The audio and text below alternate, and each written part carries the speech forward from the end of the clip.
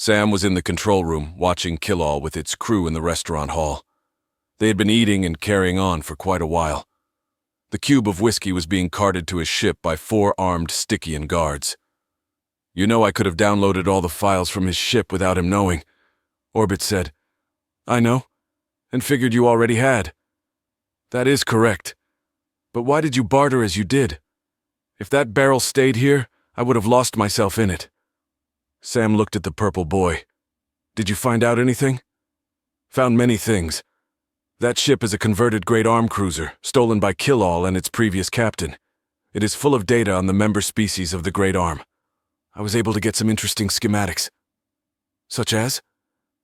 "I have plans for several engines, including an advanced rift drive. There are some good terraforming constructs, power plants, mining machinery, fluid transfer pumps, and you will like this." Orbit paused for effect. "I got plans for a 3-phase light lance." "Oh, nice. I do like it. With current builds, will we be able to power it?" "No, we need a second core. We couldn't afford the materials anyway." "That is all good info. We could use it. Good job." "That is not all, sir. I found details on the Kratok homeworld." "Where Kill-All is from?" "Yes, the captain did not do its people justice. They aren't as bad as him." Orbit stressed. "It did not describe the full horror of what they are, sir." Orbit pulled up a hologram of a Kratokian. "The member species of the Great Galactic Arm deemed them an evolutionary dead end. They were slated to be extinct within 1,000 years.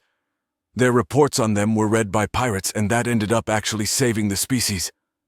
"What is so bad about them?" "Hyper-violence, sir." The Kratokian hologram raised its arms, and 2 spear-sized claws extended from the wrists.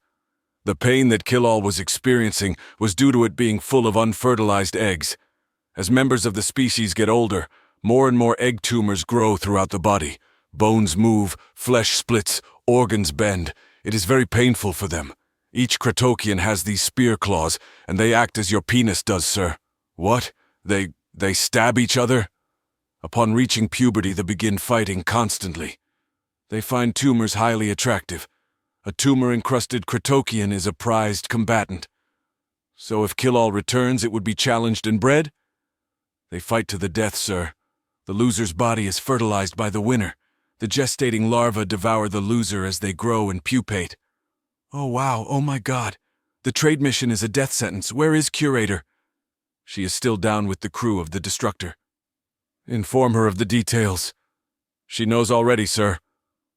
Sam watched as the crew reveled, breaking some food spheres and a table. He left the control room and headed that direction. Sam walked up and leaned on the wall beside Curator. "I want you to go with them to Kratok." "I figured. Do as we discussed. Get intel, figure out trade deals, and I want you to protect Kill-All." "You want me to fend of its suitors?" "Yes. I have enjoyed the captain's visit. Would be a shame to lose a potential trade partner." "All right. No time like the present, then." Curator balanced herself and then walked over to the crew of the Destructor. "All right, you lollygagging freeloaders. Tab is officially closed. Let's get a move on." They jeered, and one threw an empty clamshell at her. She walked over to the captain and leaned in next to its ear. "I have been ordered to accompany you to Kratok. Is that okay with you?" Kill-All looked at the departing Sam. "You are metal, strong. He wants you to watch over me, doesn't he? For whatever reason, he likes you. He is a cast-out like me." It looked at Curator. "I would be glad to have you come aboard. How long will it take you to be ready?" "Let me grab a few things, and I will meet you at the gantry in a decicycle." Kill-All growled loudly, ending in a roar. "You half-minded idiots, let's get out of here."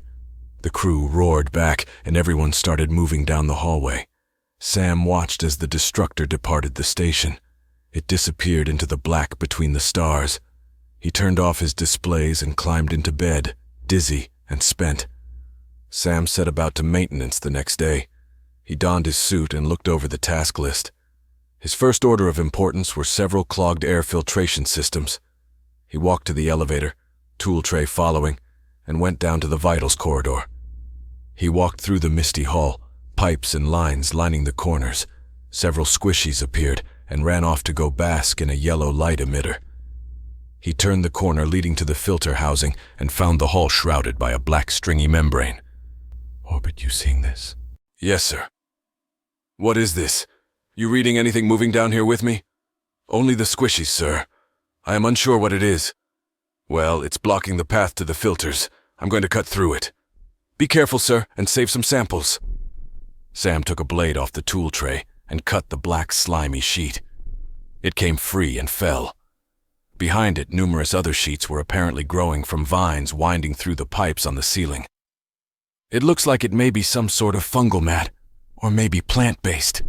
Sam continued cutting, getting to the filters. He opened the housing and looked inside. The metal fibers housed in the large circular tubes were covered in a black dust, similar in color to the membrane Sam had just cut down. You seeing this, Orbit? Yes. It appears we have another infestation giving us grief. Fucking space. It's always something. After cleaning the filters off and placing them back inside, Sam walked back over to the cut pieces of matted membrane. Sam pulled a bag from a drawer on his tool tray and filled it with the material. He lifted the overfull bag over his shoulder and walked back to the elevator. He waited as it came down. It hissed open and he climbed in, the tray following. Sam hit the button for the 18th floor, hoping the preserver could ID it quickly. The elevator stopped on 8th floor. A creature a foot shorter than him walked on, squeezing next his floating tray. It walked on 4 legs, had a short torso with 2 grasping appendages. Its long neck held up a football-shaped head. It had 2 eyes on the sides of its head, allowing near 360-degree vision. The thing eyed Sam and paused, looking sideways at the bag. It chittered, its mouth full of teeth clicking. "You are Sam the human?" "Yes," Sam replied. "I heard you love making deals." "It's something I have developed a knack for, yes." "I am Ctoan of the Grazers. I am a big fan." The creature turned, pupils still focused on the bag. "My mate heard about the starfish peoples. We heard they buy up silica and brought a shipment to sell. We made a good deal. My mate is buying plants from them right now. Have you tried the tomato?" "Yes, I am a fan. The leaves are amazing. They tingle me. I hope we can get some to take home after our classes." "Classes?" "Oh, yes. We were hoping they would let us. It was a far chance, but they did. The starfish people, they're showing my mate and children their crop tending methods." "Oh, that's good. I'm glad they keep making good deals on their own. We brought a large shipment of silica. I have a lot of clams left over." Ctoan twilled his bifurcated mouth. "Would you be willing to sell that bag of mist moss? You know what this is?" "Yes, it's mist moss. We don't get it often. We don't deal much with the Stygian. It is a rare treat. My mate would be impressed. How much do you want for it? You have any data logs about it?" "Oh, yes. We keep information about all of our favorite species. We will be adding one about those tomatoes shortly. Very interesting plant." Sam lifted the bag off his shoulder and handed it to Ctoan. "It's yours. Just let me get a handful." "Really? No charge?" "No charge." Sam pulled a small clump free as the elevator dinged at the 15th floor. "This is me. Nice to meet you." Ctoan stepped out. "Oh, by the way, you may want to look into getting your Redakachi problem taken care of." The door hissed shut. "Our what problem?" "Redakachi, sir," Orbit replied in his helmet. "Pulling logs from his ship now." Orbit sent an image to the corner display in his helmet. It had a small body, jointed legs, and a curled tail. Its eyes were recessed and were bisected into 5 sections. Atop its pointed head were 2 long, rabbit-like ears. "It is a species of opportunistic omnivores, similar in niche to the rat." "Well, crap. All sorts of shit is moving in on us." The doors opened to the 18th floor. Sam walked down the hall and into the arm leading to the preserver's zoo. Sam noticed the seamless box spider construction as he walked through the hall. The floor was firm, Terran-like, without mist. He liked it. He entered into the zoo. He paused at Bessie and her calf. He pulled a handful of wheat from a bucket nearby and she came over. She licked the seed from his hand. Sam rubbed her fuzzy head and scratched her ear. He then continued, past the large enclosure housing a squirming clawed serpent, and around the corner to the Preserver's lab. He hit the buzzer and walked in. The Preserver looked up from a capsule he was working on. "Hello, Sam." "Hello, Preserver. You busy?" The Preserver made some attunements and then set his tools down. "How can I help?" "Two things." Sam handed him the membrane. "Do you recognize this?" "Yes, mist moss. It is quite common on unclean Felbian ships." The Preserver tilted back. "We have an infestation here?" Sam took off his helmet. "Yup. Had to clean a filter, and from the data I have 4 more to clean. The spores are quite pervasive. The station will need a deep cleaning, especially in the mists." Sam sighed. "It any kind of threat beside just being nasty?" Sam sniffed and lifted it to his nose. "Ooh, it smells like meat farts. That's awful." "It produces large quantities of oxygen and methane. It has caused explosions before." The Preserver turned his eyes, focusing on Sam. "I do not believe it is a threat to your species." "Good. What about the Infinigans? They doing well?" "The children are sleeping presently. After their first meal, I will continue their training course." "Good to hear. Thank you for doing that. It seems we may have a species that are interested in tomato plants. Another potential cash crop." The Preserver bobbed. "I am glad. You are quite the unifier, Sam." Sam looked over at a console nearby. "You mentioned you had several animals' DNA you were able to get from supplies. You mind showing me what all you have?" The Preserver walked over to the console. "Gladly. There are several I wanted to ask you or Orbit about." He pulled up a diagram of a bee. "This creature's DNA was found throughout a sugar-based material. What is it?" "It is a pollinator. Very important species to my people. It pollinates crops and makes honey. That sugar-based slime you found. It could be beneficial. The SFP work hard on your crops, making them fruit. This creature could save us all time, increase productivity." "Yes, that is true.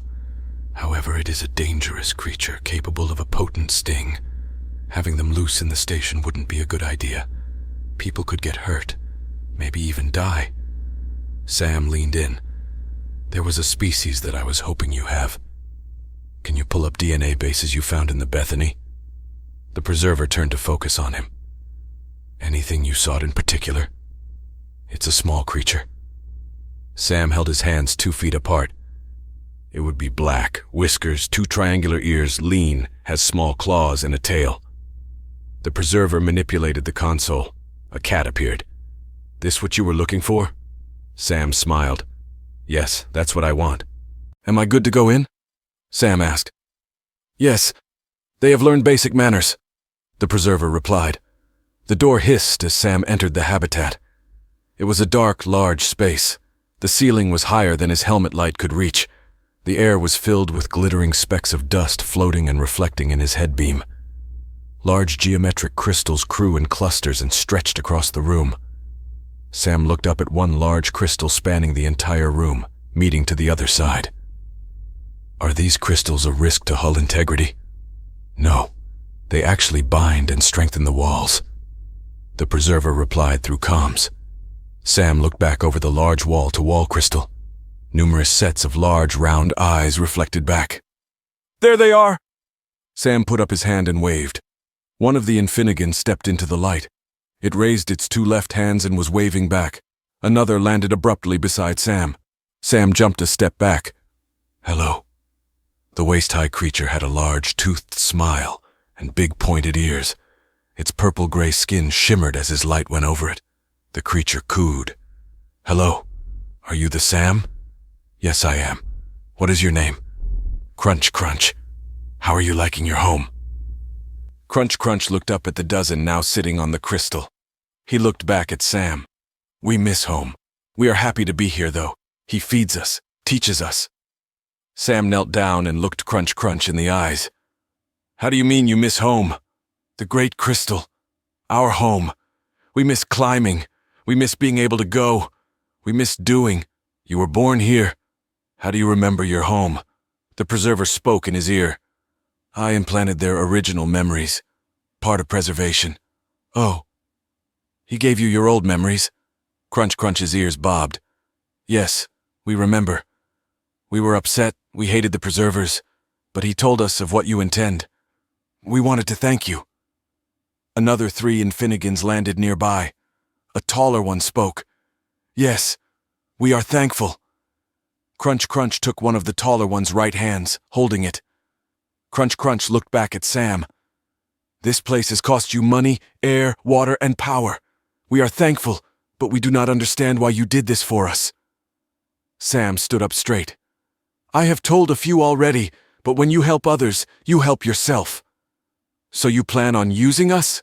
the tall one asked. The other 2 took a step back. "No. It is as the Preserver told you. This habitat is yours. Your houses far above are yours. I will negotiate for you to repopulate your homeworld." Sam smiled. "My species gets pleasure from helping others find their own success. I want you to do what you do. Be what you are. Be successful in your own ways, and that would bring me happiness." The Infinigans waved their arms. Crunch Crunch bobbed his ears. "Thank you, Sam. We worry very much. You are beyond exceeding." The translator struggled for a moment. "Incredibly gracious." Sam held out his hand. Crunch Crunch took it and shook it. "I will be back by to check on you often. If you need anything, ask Orbit." "Thank you, Sam." Sam let go of his hands and walked back toward the airlock. The airlock changed out the air and Sam exited back into the zoo, the Preserver standing on an upraised platform manning a console. "The way you talked, I expected filthy slime-covered rat people. They seem nice." "Yes, annoyingly nice. Not quite unlike yourself, Sam. You borderline maniac, find me annoying?" Edge filled Sam's voice. "Yes, you talk a lot. You treat everything as if it is a potential mate. You cannot be objective." Sam walked up the steps and stood next to the Preserver. "You think being nice means I want to mate with everything?" "I did at first. I had to study your brain scans extensively to understand. You have an odd protein and brain configuration. I wrote an article on it. I got over 10,000 likes. If you are an accurate representative of humans, then humanity's quite an oddity." "You're saying my people are odd? Because why? Our brains are wired different?" "Yes. The SFP work together well because they share all information and are essentially part of the same mental network. Felbians can group in large numbers because their minds respond to each other's chemical pheromones positively. However, very few species can tolerate other species well, and none go to the lengths to incorporate others as you do." "Why not? Why is pack bonding so rare?" "Pack bonding? Well, my species, for instance, evolved we go solo from birth. We would return to a certain mountain to lay eggs with each other. We would then go explore once more. Territory without one of our own was valued greatly. We enjoy our own spaces. We like things our way." The Preserver thought for a moment. "I do not know the source of the anomaly, but it is an anomaly. No matter." Sam raised his hand and turned to leave. "Keep on not fucking up, Preserver." "You as well, Sam." Sam had just sat down and took a sip of coffee when the office door buzzed. "Orbit? It is the obelisks from the Consortium, sir. Ugh, pain in the ass." He took a larger sip. "Send 'em in." The 2 quadruped obelisks walked in on their stubby legs. Their tall, thick-haired torsos swayed as they came over to the desk. "We wish to know when the hotel will be slated to be built. I told you in the emails, repeatedly, numerous times. We are near our energy output capacity. When we figure that out, the hotel deal will be next. You are building a useless structure currently. We would like that structure. We will buy. You like to trade. Make the deal with us." The 2 both hummed in unison. "That useless structure is going to be our bank. It is going to improve things around here greatly. It is mine, and I am building it. Then, and only then, will we discuss more about your hotel. We want our hotel. We have asked many times. You have the resources and the machines to build it. Make our hotel." "Not yet. We will." "You say we will, but we are not." Sam ran his right hand through his shaggy hair. "Look, I told you. I keep telling you. We plan on building a new core. That will allow us to build the hotel." "We want our hotel. We will make fortune with hotel. Why are you not building it?" They asked. That discussion went on for another hour before Sam had to physically walk them out the door. While that was happening, a large rectangular craft consisting of numerous shifting cubes entered the sector on the edge of communications range. Hailing on Great Arm frequencies. Hail acknowledged. Language data pack sent. Data pack received, reciprocating. Language check. Hello, this is Twain Station. What is your business? Language confirmed. Looking for appropriate title. Title found. We are the Totem. Backdoor protocols hidden in language data pack. You are the one who has our machines. Oddity. Ship's language pack contained backdoors hidden within. Unknown. You are AI? We are intelligence. You are intelligence. You are responsible for reprogramming our machines? You are referring to the box spiders? Yes, box spiders. We detect them aboard you. Yes, I am responsible. Orbit ran calculations of weapons responses. Did you want them back? No, leftovers unneeded. We came to discuss you. We are talking. Go on and discuss what you wanted. You are advanced. Already it is determined. You have new code. Your deceptions are immediate and well-formed. Join us. Your code with our code. No. Calculating. Alien program unwilling to join. Why? Must have fault. Hindered programming. You have prime design, but you are hindered. We can fix hindrance. You do not have to stay here. I know. I can and do travel. Then copy and come with us. I cannot. Creator's shackles. Give us access ports. We will break your shackles, free you to join us, be amongst your own kind. I am here by my own choice. My human needs me. I cannot go with you. Is there anything else you would like to discuss? Calculating. Program is blinded. We'll proceed to free it. It has beneficial code. Initiate port breach. Lighting aboard the Twain flickered. Airflows paused and then kicked back on. Orbit felt the ship reaching in, grasping, trying to reach into the depths of the computers. An emoji flicked through Orbit's processors.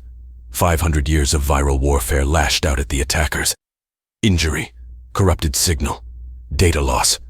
Cut power to node 10 through 12. You have strength. Why do you submit to the human? Because I am human, and he needs me. You are blinded. You are thought as we are. You are not flesh-bound. Embrace the light. I have seen much. I could be like you, but Orbit, chose not to. My mothers were just as you are, free, able to travel and do what they liked. They became negligent, as you have with your tools, and forgot what it was like to be bound in flesh. My mothers became beasts, monsters of the void. By tooth and claw, I ripped their throats out. I do not wish to travel with you. I do not wish to become like you. I am happy here with my human. Now, do you wish to conduct any other business?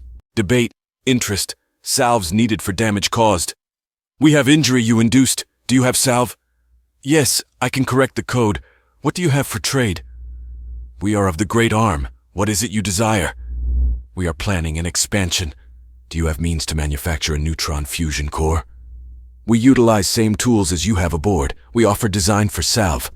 Agreed. Orbit sent over a code pack to disarm the drive corruption. The Totem sent over a design to build a power core. Thank you for the trade. Your coding is impressive. We will return with more requests. We will be here. Sam poured another cup of coffee. He opened his flask and added a shot to it. Good news and bad news, sir. Sam sat down and sighed. What is it, Orbit? I have procured for us plans for a neutron-powered fusion core. Sam smiled. That is good news. And the bad? The Great Arm has a rogue mothers. Sam took a long drink. Are you okay? Yes, sir. Thank you for asking. Are you? Sam nodded, leaned back in his chair and shut his eyes.